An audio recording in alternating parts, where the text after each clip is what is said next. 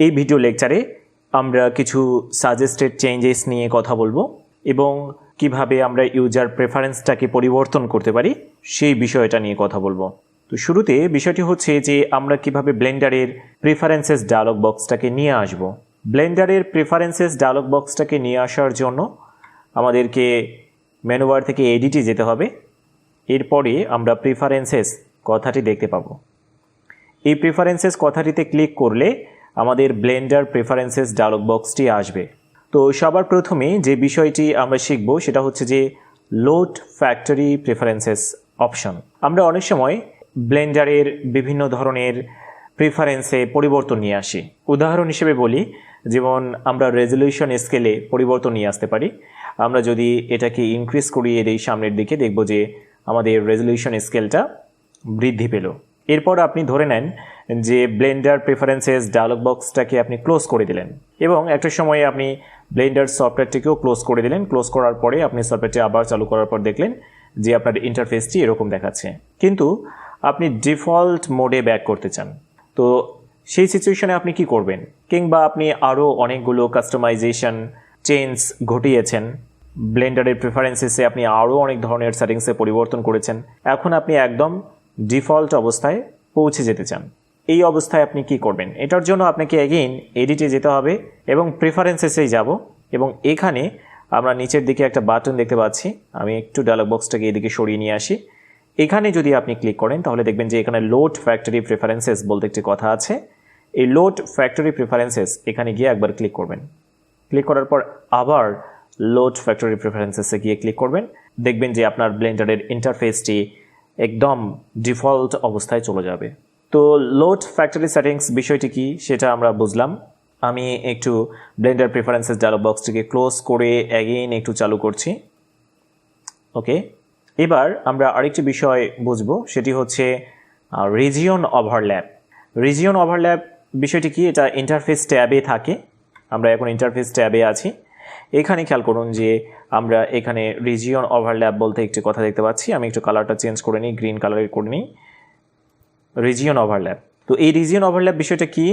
ধরে নেন যে এই যে আমাদের টুলগুলো এখানে দেখতে পাচ্ছি, এই টুল বক্সটার পিছনে আমরা দেখছি যে 3D ভিউপোর্টটা দেখা যাচ্ছে। তো আমরা একটা ক্লাসিক ভিউ চাই যাতে করে আমাদের এই টুল বক্সের পিছনে ওভারল্যাপিং অবস্থায় 3D ভিউটা না দেখায়। তো সেটার জন্য আমরা যদি রিজিয়ন ওভারল্যাপের টিক চিহ্নটা উঠিয়ে দিই, আপনারা দেখবেন যে আমরা একটা ক্লাসিক ভিউতে পৌঁছেছি। এই দিকে যে ঘটনাটা আসলে ঘটেছে সেম ঘটনাটা কিন্তু আমরা উপরেও আসলে একই ঘটনা ঘটেছে, উপরেও ওভারল্যাপিং বিষয়টি চলে গিয়েছে। তো এইভাবে আপনি রিজিয়ন ওভারল্যাপ ডিসেবল করে দিতে পারেন। এরপর আসা যাক নেভিগেশন কন্ট্রোলস। এখানে আরেকটি অপশন আমরা দেখতে পাচ্ছি, সেটা হলো নেভিগেশন কন্ট্রোলস। এই যে এখানে যে বাটনগুলো দেখতে পাচ্ছেন এগুলো হচ্ছে নেভিগেশন কন্ট্রোলস বাটন বা কমান্ড। এই কমান্ডগুলোকে আপনি হিডেন অবস্থায় রাখতে পারেন, বিকজ আমরা এই বিষয়গুলো সাধারণত কতগুলো কিবোর্ড শর্টকাট কিংবা মাউস ব্যবহার করে আমরা কাজটা করব।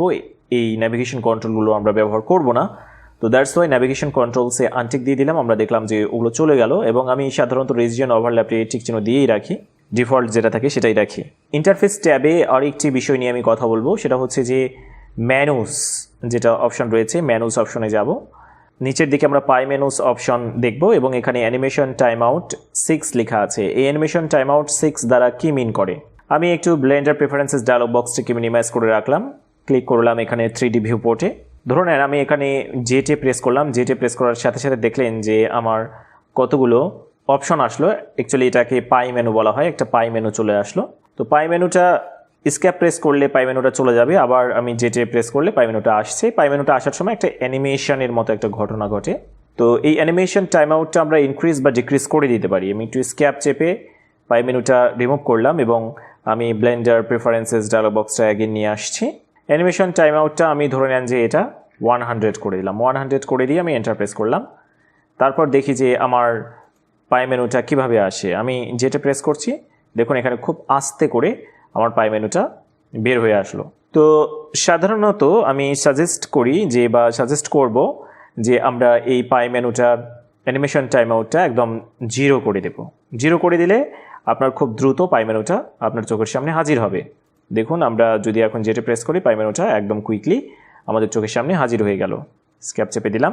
তাহলে আমরা এখান থেকে পাই মেনুসের অ্যানিমেশন টাইম আউট সম্পর্কে জানলাম বা এটা কীভাবে পরিবর্তন করি সেটি আমরা দেখলাম।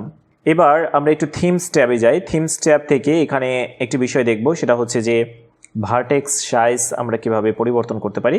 ভার্টেক্স সাইজ পরিবর্তন করার জন্য আমাদের 3D ভিউপোর্টে যেতে হবে। 3D ভিউপোর্টের নিচের দিকে আমরা ভার্টেক্স সাইজ অপশনটি দেখতে পাবো।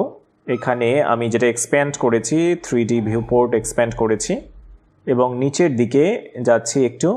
এইখানে খেয়াল করুন যে আমার ভার্টেক্স সাইজ বলতে একটি ঘটনা আছে বা একটি অপশন আছে যেখানে লেখা আছে 3 পিক্সেল। এখন ভার্টেক্স বিষয়টি কী বা ভার্টেক্স সাইজ বিষয়টি কী সেটা একটু দেখি। আমি আমার ব্লেন্ডার প্রেফারেন্সেস ডায়লগ বক্সটাকে একটু মিনিমাইজ করে রাখলাম। এই কিউবটাকে সিলেক্ট করলাম এবং কিউবটাকে সিলেক্ট করার পর আমি ট্যাব প্রেস করার মাধ্যমে এডিট মোডে চলে গেলাম। এখানে যে এই যে বিন্দুটা আমরা দেখতে পাচ্ছি বা এই যে বিন্দুগুলো দেখতে পাচ্ছি এগুলোই আসলে ভার্টিসেস বা বহুবচনে আমরা ভার্টেক্স বলতে পারি। তো এটার সাইজটা যদি আমরা হ্রাস বৃদ্ধি করতে চাই আমরা ব্লেন্ডার প্রেফারেন্সেস থেকে হ্রাস বৃদ্ধি করতে পারি। কিভাবে হ্রাস বৃদ্ধি করব বা বাড়াকমা করব সেটা একটু দেখি। ব্লেন্ডার প্রেফারেন্সেস থেকে আমি ভার্টেক্স সাইজটা ইনক্রিজ করার জন্য এখানে এসে লেফট বাটনের ভিতরে ড্র্যাগ করলাম। দেখুন আমার ভার্টেক্স সাইজটা অনেক ইনক্রিজ হচ্ছে। তো ভার্টেক্স সাইজটাকে বাই ডিফল্ট যেটা সাইজ সেটাই আমরা রাখবো 3 পিক্সেলে আমরা রেখে দিলাম ভার্টেক্স সাইজকে এবং আমি আমার ব্লেন্ডারের এডিট মোড থেকে বেরিয়ে আসছি ট্যাব প্রেস করার মাধ্যমে। এবার চলুন আমরা একটু লাইটস ট্যাবটা দেখি। লাইটস ট্যাবে এখানে একটু এডিটরে যাই। এখানে আমরা এডিট স্টুডিও লাইট এটা একটু ডিসকাস করার চেষ্টা করি। আমি এটা একটু এইদিকে সরিয়ে নিলাম। এই যে আমরা এখানে কিউবটা দেখতে পাচ্ছি, এই কিউবটার বিভিন্ন আমরা শ্যাডো দেখছি এখানে, তাই না?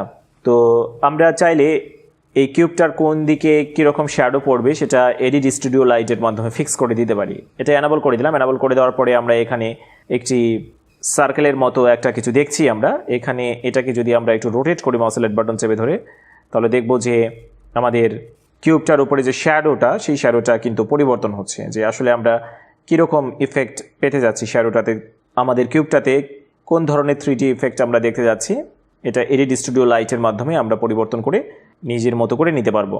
তো ডিফল্ট অবস্থায় যাওয়ার জন্য এডিট স্টুডিও লাইট এই বাটনে অ্যাগেন ক্লিক করে দিলাম, ডিসেবল করে দিলাম এবং আগের অবস্থায় আমি ফেরত গেলাম। এরপরে চলুন একটু ইনপুট ট্যাবটা দেখা যাক। একদম ইনপুট ট্যাবে গেলাম। ইনপুট ট্যাবে এখানে ইমিউলেট নামপ্যাড বলতে একটি অপশন রয়েছে। যাদের কিবোর্ডটা ছোট এবং নামপ্যাড নেই, দ্যাট মিন্স কিবোর্ডের উপরের দিকে দ্বিতীয় সারিতে অনেকের নাম্বার থাকে এবং সেই নাম্বারগুলো ব্যবহার করার মাধ্যমে যারা কাজ করতে চান ছোট কিবোর্ডের জন্য এবং যে কিবোর্ডের নামপ্যাড নেই তারা এখানে টিক চিহ্ন দিয়ে দিতে পারেন। তাহলে আপনার দেখা যাবে যে আপনার কিবোর্ডের উপরের দিকের দ্বিতীয় সারির কিতে যে নাম্বারগুলো রয়েছে সেই নাম্বারগুলো আপনার নামপ্যাডের কাজ করবে। ওকে, তো আমি এই ইমিউলেট নামপ্যাড এটাকে আনটিক দিয়ে রাখছি কারণ আমার কিবোর্ডের নামপ্যাড আছে। এরপরে আসা যাক ইমিউলেট 3 বাটন মাউস। 3 বাটন মাউসটা কি? অনেকের দেখা যায় যে মাউসের চাকা থাকে না বা মাউসটার হুইল থাকে না। মাউসের হুইল চেপে ধরার মাধ্যমে আমরা কিন্তু এইভাবে 3D ভিউপোর্টে অবজেক্ট ভিউ করে দেখতে পারি। যদি আপনার মাউসের হুইল না থাকে সেক্ষেত্রে আপনি ইমিউলেট 3 বাটন মাউস এখানে এটাকে অ্যানাবল করে দিয়ে আপনি যদি কিবোর্ডের অল্ট কি চেপে ধরে মাউসের লেফট বাটন চেপে ধরে আপনি ড্র্যাগ করেন তাহলে দেখবেন যে আপনার ঠিক সেম কাজটাই হবে। মাউসের হুইল চেপে ধরে যে কাজটা হয় ঠিক সেই কাজটাই ইমিউলেট 3 বাটন মাউস করলে একই কাজই হবে। তো আমার যেহেতু মাউসে হুইল আছে তো আমার ইমিউলেট 3 বাটন মাউস করার দরকার নেই। অনেকে ল্যাপটপে টাচ প্যাডে কাজ করেন, সেক্ষেত্রে ইমিউলেট 3 বাটন মাউস করে নিতে পারেন। অল্ট চেপে ধরে আপনার লেফট বাটন চেপে ধরে আপনি যদি ঘোরান তাহলে আপনার মাউসের চাকা ঘুরিয়ে ঘুরিয়ে আমরা যে কাজটা করি সেই কাজটাই আপনার হবে যদি আপনি ল্যাপটপের টাচ প্যাড দিয়ে কাজ করতে চান। তবে আমার সাজেশন থাকবে যে ব্লেন্ডারে যখন কাজ করবেন একটা মাউস ব্যবহার করবেন। ইমিউলেট 3 বাটন মাউস এটা আনটিক দিয়ে দিলাম, এটার আমার প্রয়োজন নেই, অপশনটি আমার প্রয়োজন নেই, যার কারণে আমি আনটিক দিয়ে দিলাম। এরপরে আমরা একটু নেভিগেশন ট্যাবে যাই। নেভিগেশন ট্যাবে এখানে একটু অরবিট অ্যারাউন্ড সিলেকশন এই বিষয়টি বোঝার চেষ্টা করি। তো অরবিট অ্যারাউন্ড সিলেকশন বিষয়টি দ্বারা আসলে কী মিন করে এটা একটু বোঝানোর জন্য আমি এটাকে একটু মিনিমাইজ করে রাখছি ব্লেন্ডার প্রেফারেন্সেস ডায়লগ বক্সটাকে। এটা কাজ করি আমরা যে এখানে কিউবটা দেখতে পাচ্ছি এই কিউবটার কয়েকটা ডুপ্লিকেট বানাই, শিফট ডি চাপার মাধ্যমে ডুপ্লিকেট বানাচ্ছি, একটা ওয়াই অক্ষ বরাবর একটা ডুপ্লিকেট বানাচ্ছি, তারপরে আরেকটা ডুপ্লিকেট বানাচ্ছি, শিফট ডি চাপার মাধ্যমে এক্স অক্ষ বরাবর আরেকটা ডুপ্লিকেট বানাচ্ছি। এই ডুপ্লিকেটটা একটা ডুপ্লিকেট অনেক দূরে সরে গিয়েছে, এত দূর থেকে একটু কাছাকাছি সরিয়ে নিয়ে আসি, জিতে প্রেস করে দেন এক্সে প্রেস করে দিলাম, একটু কাছাকাছি নিয়ে আসলাম। ওকে, এখন আমরা এই যে 3D ভিউপোর্টটা আমরা ঘোরাচ্ছি, দেখুন এখন মনে হচ্ছে যে আমাদের সেন্টারটা সামহোয়ার এখানে আছে। এই আমাদের প্রথম মাদার যেটা কিউব, সেই মাদার কিউবটার আশেপাশে হয়তোবা আমাদের সেন্টার পয়েন্টটা আছে এবং সেই সেন্টার পয়েন্টের চতুর্দিকে আমাদের এই 3D ভিউপোর্টটা ঘুরছে, বা এখানে কোথাও একটা সেন্টার আছে। কিন্তু আপনি চাচ্ছেন যে আমাদের এক্স অক্ষে যে কিউবটা আছে সেই কিউবটাকে সেন্টার ধরে আমরা পুরো 3D ভিউপোর্টটা ঘোরাতে চাই, এটাকে সেন্টার ধরে। কিন্তু এটা কিন্তু এখন আর সেন্টার নেই, আমরা দেখছি সামহাওয়ার এখানে সেন্টারটা রয়েছে। ওকে, তো আমরা যদি প্রিফারেন্সেস থেকে, ব্লেন্ডার প্রিফারেন্সেস থেকে অরবিট অ্যারাউন্ড সিলেকশন এটাতে টিক চিহ্ন দিই এবং তারপরে আমরা যদি আমাদের যে কাঙ্ক্ষিত অবজেক্টটা সেটা সিলেক্ট করে আমরা যদি রোটেট করি, তাহলে দেখব যে আমাদের ঠিক এই সিলেক্টেড যেটা অবজেক্ট সেটাকে কেন্দ্র করে পুরো 3D ভিউপোর্টটা রোটেট করছে। আশা করি বিষয়টি বুঝতে পেরেছেন। তো এটা আমি সাধারণত টিক চিহ্ন দিয়ে রাখি, কিংবা আপনি চাইলে এটা আনটিক দিতে পারেন, কোনো অসুবিধা নেই, যে কোনো সময় এটা আপনি পরিবর্তন করতে পারবেন। এরপরে আসা যাক যে আমরা জুম অপশনে কিভাবে পরিবর্তন করব। জুম অপশনে পরিবর্তন বলতে কি মিন করছি, ধরে নেন আমি এই যে মাউসের চাকা ঘোরাচ্ছি, আমি চাচ্ছি যে এই যে মাউসের চাকা ঘোরাচ্ছি, আমি চাচ্ছি যে মাউসের চাকা যখন ঘোরাবো তখন মাউসটা যেখানে থাকবে ঠিক সেই জায়গাটা যেন জুম ইন হয়। কিন্তু আমরা যখন ধরে নেন আমি এই অবজেক্টটা কাছাকাছি নিয়ে দেখতে যাচ্ছি, এই কিউবটাকে আমি মাউসের চাকা ঘোরাচ্ছি, ওই কিউবটা কিন্তু আসলে মাউস থেকে দূরে সরে গেল এবং আমি আসলে সঠিক লোকেশনটাতে জুম ইন করতে পারছি না। তো এই ক্ষেত্রে আমরা যেটা করতে পারি সেটা হচ্ছে এখানে জুম টু মাউস পজিশন, এখানে টিকচিহ্ন দিতে পারি। টিকচিহ্ন দেওয়ার পরে দেখুন আমি মাউসটা এবার এখানে নিয়ে আসলাম এবং এখানে আমি মাউসের চাকাটা ঘোরাচ্ছি, দেখুন আমার এই অবজেক্টটা আমার চোখের কাছাকাছি চলে আসছে, বিকজ আমার মাউসটা ওই অবজেক্টের উপরে রয়েছে। যেমন এই অবজেক্টটাকে যদি আমরা এখন কাছাকাছি দেখতে চাই, এখানে মাউসটা নিয়ে এসে মাউসের চাকা ঘোরাচ্ছি, দেখুন এই অবজেক্টটা কাছাকাছি আসছে। দ্যাট মিনস আমার মাউস পয়েন্টারটা যেখানে থাকবে সেই অবজেক্টটা আমার কাছাকাছি চলে আসবে, চোখের কাছাকাছি চলে আসবে বা জুম ইন হবে সেই অবজেক্টটা। তো এটা হচ্ছে আরেকটা ইন্টারেস্টিং একটা option, zoom to mouse position. এরপরে আমরা একটু কি ম্যাপ ট্যাপে যাব। কি ম্যাপ ট্যাব থেকে আমরা একটা বিষয় শিখি, সেটা হচ্ছে যে কিছু কিছু অপশন আছে আমরা হরহামেশা ব্যবহার করি, সেগুলোর জন্য কীভাবে আমরা হট কি সেট করতে পারি সেটা একটু দেখি। আমি ব্লেন্ডার প্রেফারেন্সেস ডায়লগ বক্সটাকে মিনিমাইজ করলাম, উদাহরণ হিসেবে উইন্ডো ট্যাবে যাচ্ছি। উইন্ডো ট্যাবে এখানে খেয়াল করুন যে একটা অপশন আছে উদাহরণ হিসেবে টগল উইন্ডো ফুল স্ক্রিন। তো আমি যখন ভিডিও রেকর্ড করি বা ফিউচার ভিডিওগুলো যখন রেকর্ড করব, তখন আমি যেন হটকি ব্যবহার করে খুব দ্রুত টগল উইন্ডো ফুল স্ক্রিন এই অপশানটা ব্যবহার করতে পারি, সেটার জন্য এখানে একটা হটকি অ্যাসাইন করে দিতে পারি, যাতে করে সেই হটকিটাতে প্রেস করলে আমি ফুল স্ক্রিনে যেতে পারি, আবার ফুল স্ক্রিন থেকে বেরিয়ে আসতে পারি।